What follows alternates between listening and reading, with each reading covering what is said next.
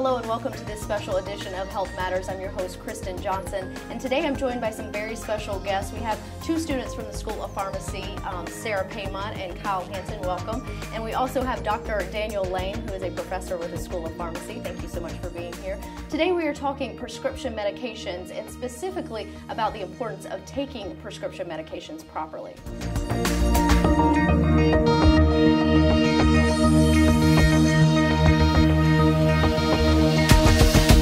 So Dr. Lane, let's start with you. You seem to be the local expert here on prescription medications and why people may decide not to take them or take them improperly, miss doses, things like that. What's kind of the psychology behind that?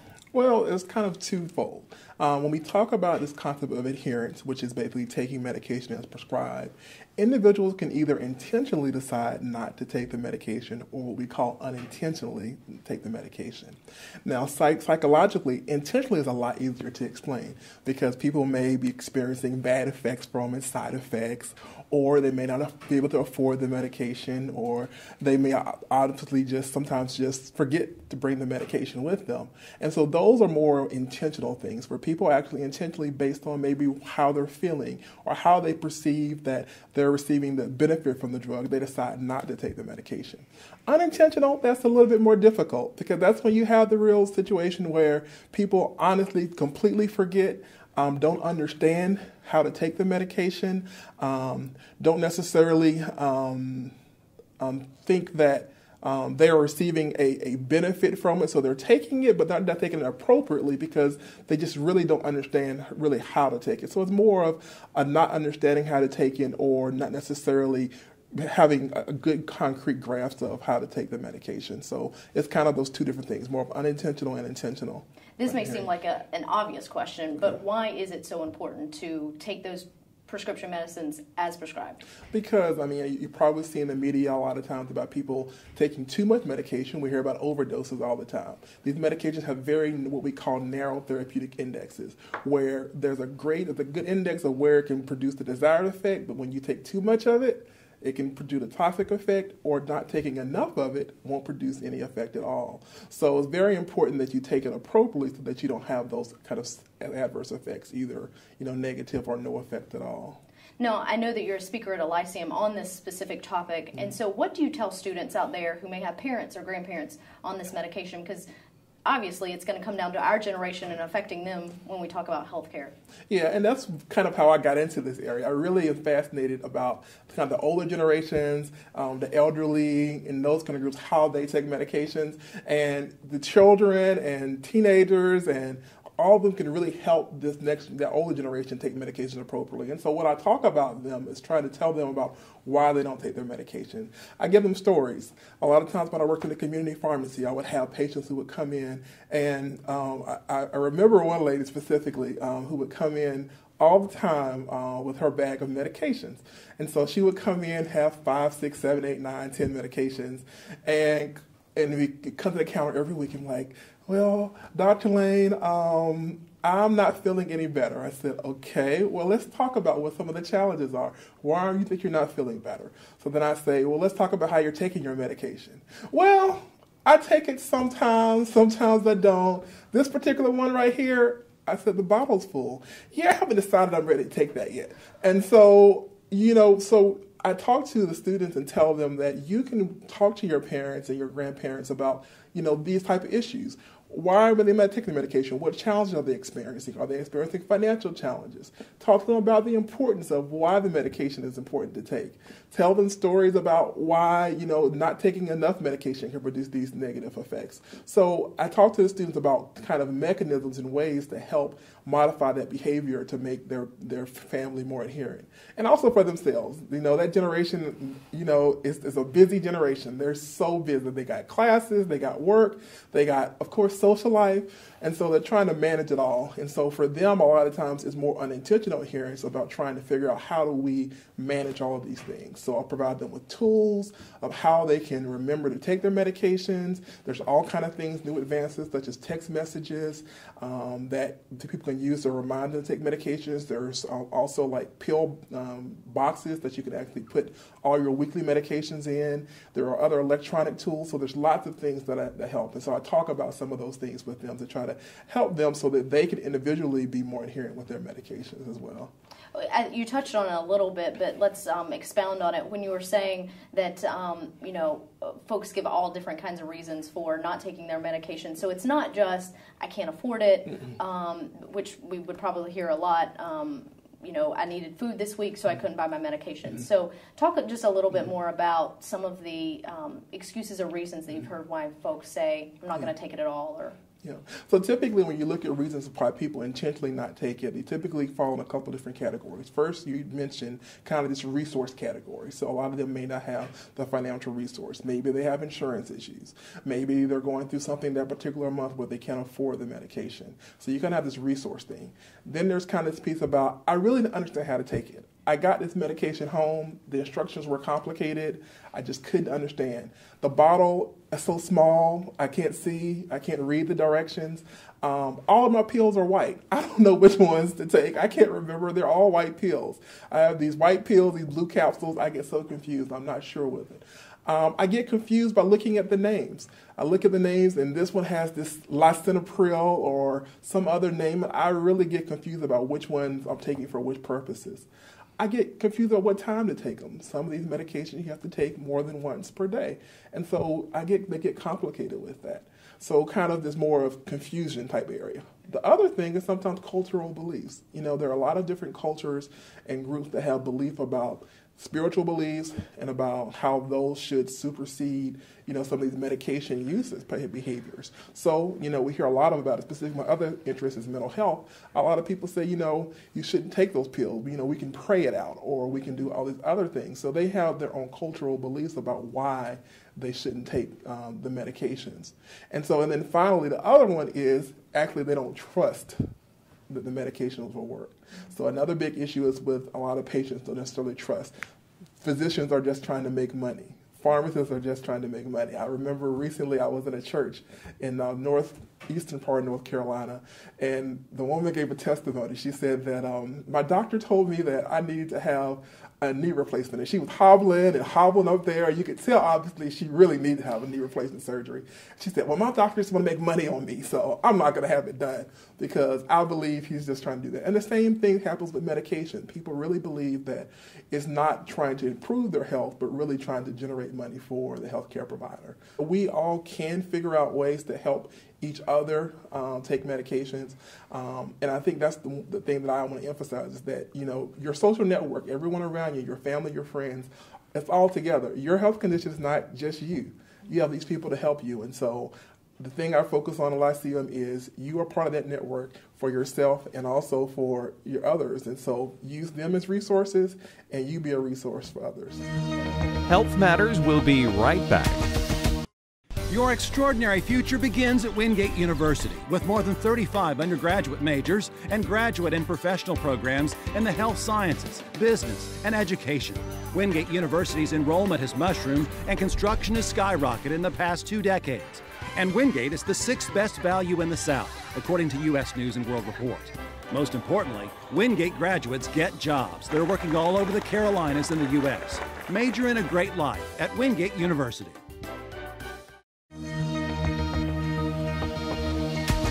So Sarah, turning to you now, we heard a lot of reasons why folks may not take their medications, and there's a lot of obstacles, it seems like, to overcome to get folks to do that. Mm-hmm. So talk to me just a little bit about what you guys are doing to help with that, the campaign Scripture Future. Well, Scripture Future is an organization dedicated to medication adherence and promoting that within the community. It was launched in 2011, and they actually have a competition between schools of pharmacy. It's called the Medication Adherence Challenge.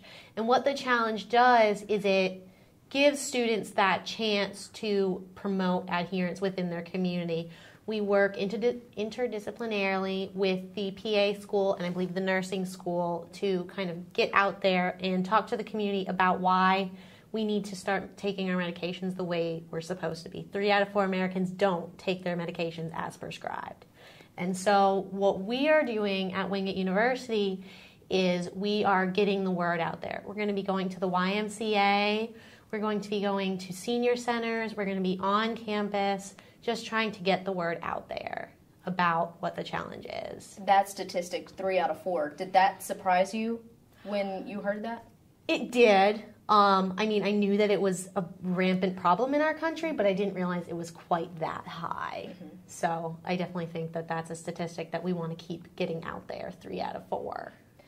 Do you see this as a pretty big challenge to overcome? Do you see it as something that's always going to be there, you're always going to be faced with? Yeah, I think there's always going to be that thought in the back of someone's mind that, well, do I really need to take this? Is this really important? And the answer to that is yes. It's always going to be important, and so it's always going to be the responsibility of healthcare providers to make sure that our patients are taking their medications as prescribed and making sure that they understand why they need to be taking them. Wonderful. Kyle, let me ask you this. We heard that one statistic from Sarah, but some more statistics. Give us some other numbers out there. Well, let's expound upon that 3 out of 4 first. So when we say that 3 out of 4 people aren't adherent, we're not just talking about they don't refill their medications or they don't take the prescription they received to the doctor to the pharmacy to get filled. We're also talking about, say, if it's a twice daily dosing regimen, they only take it once a day, or they skip a few days. So there's a lot of factors that go into creating that 3 out of 4 statistics, other than just the obvious they don't refill their prescription. 45% of the people in America have more than one chronic condition that requires medications. So the big thing that Script Your Future focuses on are the main 3 disease states that we can control by giving people chronic medications. Diabetes, cardiovascular things, such as chronic heart disease or hypertension, and then the last one is respiratory disease like asthma and COPD. So that's what it focuses on. The crazy statistic that really blows my mind is medication non-adherence costs the U.S. healthcare system $300 billion a year. Yeah, and it's really interesting to think about that. So we're thinking about not only things such as hospital readmissions. 1 out of 3 hospital readmissions are caused by people not taking their medications. It's a huge talking point in the country right now. You know, what can we do to extend Medicare system? Where can we save money? A lot of people think, well, the doctor's just trying to make me take this blood pressure medication or this cholesterol medication to create revenue for themselves, when in all reality, these are chronic medications that we know create results through clinical trials, and it's ways to save the healthcare system money. So that's sort of the main focus of the campaign, is to help people understand why they need to do this and how it can benefit them, not only through improving their health, but also monetarily in the U.S. healthcare system. Something that we've talked about a lot in school is preventative care. It's going to be more of an upfront cost, but it's going to save you money in the long run, because when patients don't take their medications as prescribed, for example, if they have high blood pressure, they could end up in the hospital for a week or more because they have a hypertensive crisis. So it's better to just pay the upfront cost than those later costs that could come if they don't take their medications as prescribed. And there's actually a huge push in the country right now. The Center for Medicare and Medicaid, the reimbursements to hospitals, a lot of times the hospitals can't get reimbursed for treatment. So say a patient comes in with a congestive heart failure, chronic heart failure, and we treat them, we get them back on their feet. This is an issue that they're probably going to deal with, numerous years throughout their life. We get them back out there. If they're readmitted to the hospital within a certain amount of time, the hospital can't recoup that money that they billed Medicare for. And a lot of times the reason that they are readmitted is they're not staying adherent to the medication regimens that they were discharged on. So a huge push is something in the country called medication reconciliation. And what that means is at the end, when the people are discharged, we talk to them. We say, this is why it's important to take your medications. This is how you should take your medications. And these are why you need to. So that's another way to help create that idea of adherence from the get-go. Wonderful. Sarah, you touched on it a little bit, I think, but talk a little bit more about the role that the School of Pharmacy here at Wingate is playing in this campaign. Yeah, we kind of were the spearheaders of this. The pharmacy school first got wind of it, and we were like, hey, we really want to get involved with this. This sounds like a great opportunity for the school. And what we did last year was we actually went out to a Checkers game, and we talked to people before the game and after the game about medication adherence. We went to the YMCA for a health fair. We went to East Union Middle School for a health fair. We went on the radio, and we talked about medication adherence, and so we really put the initial push out there. And this year we're repeating a lot of that. We're going back to a lot of the same places, but we're also going to be going to Forest Hills High School to talk to the high schoolers about why it's important to take their medications. We're going to again talk to undergraduate students about why it's important to be taking medications and how to help our families take those medications. We're also getting out to the senior center. We're going back to the YMCA. So we're getting out into the community, and that's kind of where our role is getting everything organized and getting all of these other professions on board to help us with this effort. Wonderful. Sarah talked a lot about those events, but Kyle, for you, what tools are you giving these folks at these events? One of the great things about Script Your Future is they provide each school pharmacy with hundreds of these pocket cards, and what they are is they're about the size of a credit card, and it's a trifold piece of paper, and on it has basically it's a grid, and you can put what medications you're taking, and there's a little box for why are you taking them, when do you take them, is it the morning, is it the evening, is it at bedtime? And so we're passing out these cards, and it talks about the importance of medication adherence on them, as well as gives the people an avenue to write down their medications and keep that on them. So not only is it important to keep track of their refills and things like that at the pharmacies, but also say if emergency personnel may ever need to immediately see a list of the medications, it's important to have these pocket cards, and especially the elderly people, it helps keep track of what they're on as their medication regimens change often. Aside from that, we're also encouraging the use of text messaging. We all have cell phones now, everyone throughout all the generations. It's an excellent tool to remind you about medication adherence. Set alarms on your cell phone. There's many programs, including Script Your Future, where you can sign up to actually receive text messages at each day, and it'll tell you what medication you should be taking, and you can set it up for different times and things like that. So it's an excellent way to remind you of something that you already have in your pocket with you all the time. We really encourage people to do point of care tracking. So say if you have diabetes or say if you have hypertension, you should be monitoring these things at home. So have a list of what your blood pressure readings were every morning. Keep that track. Keep track of what your blood glucose readings are as you check them throughout the day. That helps when you go into the doctor's offices or whenever you have medication therapy management meetings with the pharmacist. We can look at these and we can see, well, their blood pressures were running high on this day, or look at these blood glucoses, and it helps to also change the therapy and get it dialed in to really help the patient. The last thing, on the website, there's just numerous more resources that can be printed, such as explanations of proper inhaler use, because that's another thing that factors into medication non-adherence. So you might be using that inhaler for your COPD, but you're not using it properly. You're not getting full drug effects. So it teaches videos on how to properly do that, how to properly inject insulin. Things like this is what we're doing to help create those tools. And in addition to that, we're going to be bringing a computer with us to a lot of our events to get people to take the pledge to take their medications. It's really important that people take this pledge. It really gives them that incentive to take their medications. And we talked about it before. The reason why a lot of people have non-adherence is because they may not understand. So one thing that we really want to do is help to encourage those open lines of communication and open questions with the healthcare professionals that you may see.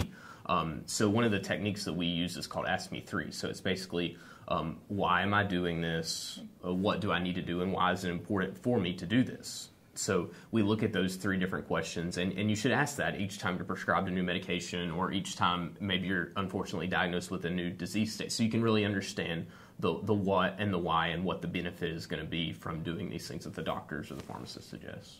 Very good.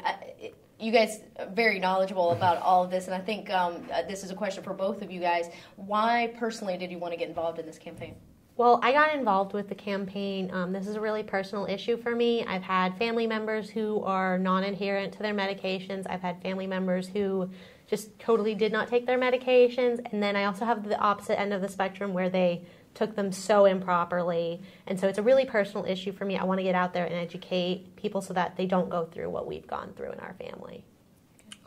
And for me, it's just the idea of pharmacists are the most accessible healthcare professionals. You can walk into a pharmacy in any part of the country and there'll be a trained medical professional there for you to ask any kind of questions. And so we see these individuals on a day-to-day basis. This is something that I hope to continue throughout my professional career. And as I see the issues with non-adherence in my practice, I want to address them and make sure I explain to these people why it's important, how it can help them not only physically but also financially by taking these medications and being compliant. I think it's an excellent campaign, and I think it's something that is so very important in our country today. Wonderful. Before we wrap up, anything else anybody would like to add or say or think folks out there need to know? No, just thank you for letting us come on and talk with you guys about why we're doing this and what we're doing to improve medication adherence. And we'd like to encourage everyone to check out scriptyourfuture.org. There's just numerous tools, techniques, and information on there that can answer anyone's questions about the campaign and about the importance of medication adherence. Wonderful. And I think in summary, that I think the students have done a great job of saying there's no one-size-fits-all approach to all this. We all have to tailor our approach to the individual. And so I think all the tools they talked about, all the resources they offer on the website, these are all different things because everyone has their own individualized way of how they take their medications, how they understand their medications, their level of comfort with technology. And so I think the good thing about the Script Your Future program and what the students have been doing is that they are trying to target a wide variety of people because as a pharmacist, as a practice pharmacist, my focus is on the patient. And so we have to come to them as they are and try to communicate with them in the most effective way. So I think they've highlighted this kind of personalized approach and the importance of open lines of communication. Wonderful, wonderful. I want to thank my special guests for being here today, and thank you for joining us for this special edition of Health Matters. I'm Kristen Johnson. We welcome your thoughts on this show and your ideas for future topics. So email Kristen at k.johnson@wingate.edu or follow her on Twitter at kjohnsonwutv.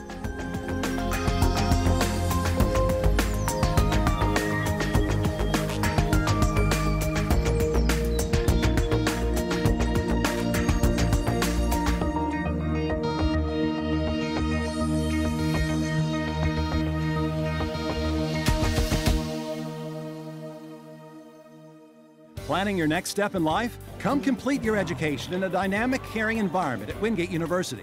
Enrollment and construction have skyrocketed in the past 2 decades as students pursue challenging and rewarding degrees in fields like the health sciences, business, and education. U.S. News & World Report has named Wingate University the 6th best value in the South. Visit one of our 3 great campuses, Wingate, North Carolina, Hendersonville, or Charlotte, or check us out at wingate.edu. Major in a great life at Wingate University.